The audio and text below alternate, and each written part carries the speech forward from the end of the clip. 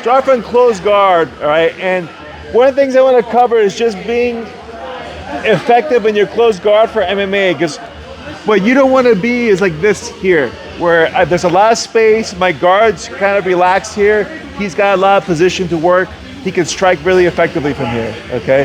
And if he's putting good pressure, like to open my guard, and I'm just sitting here like this, I'm also losing, because my guard's slowly getting stretched, and you'll see at a certain point, I start doing this thing where I have to switch because my legs are getting fatigued, right? So you should never be relaxed here in your guard like this, in my opinion. If I'm gonna have my guard, I should be working to push, pull, so I can then come clinch and start tying up.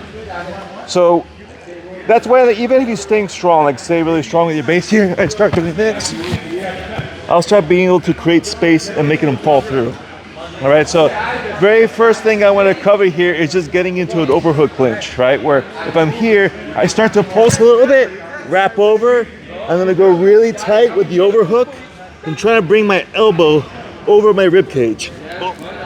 My hand is really high in my fist here, and this really traps that arm in place. If he tries to pull his arm out right now, it's like I'm guillotining his arm, okay? Other hand now is free to play. I can control the back of the head, I can control the forearm here, the bicep, I can control the wrist, just all depending on what we're gonna work on. This is pretty familiar for most of you, so just a quick thing that we could do here that I would like to find is if I can get wrist control, everybody knows you can get this triangle set up here.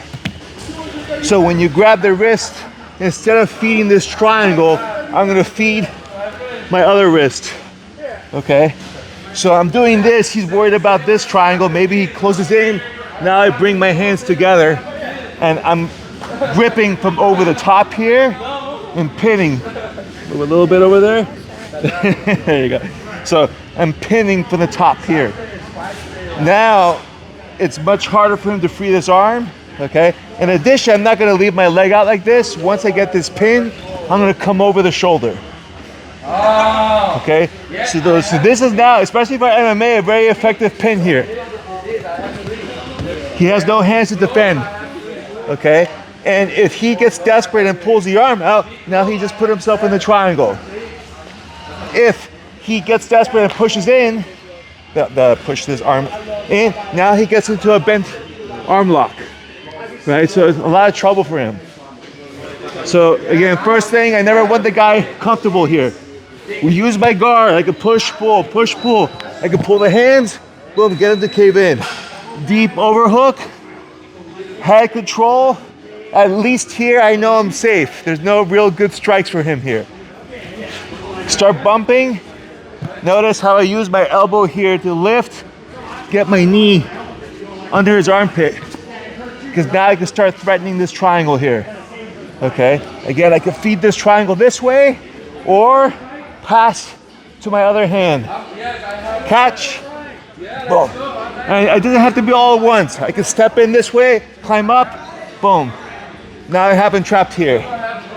Elbows. Again, if I was in MMA, I would just elbow until he made the mistake. Otherwise, just keep elbowing.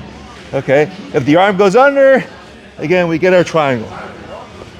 If the arm starts pushing through, the moment his elbow just climbs over my hip, now it's like an Americana, I pull in as my hips extend.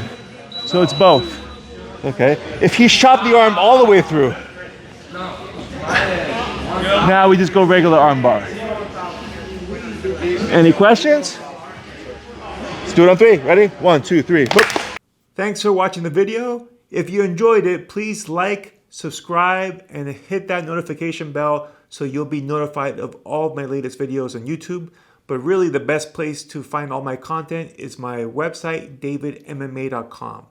You can register for free and get access to 4 free courses, including Kimura Fundamentals, Essential Half Guard Kimura, Essential Half Guard Passing, and much more.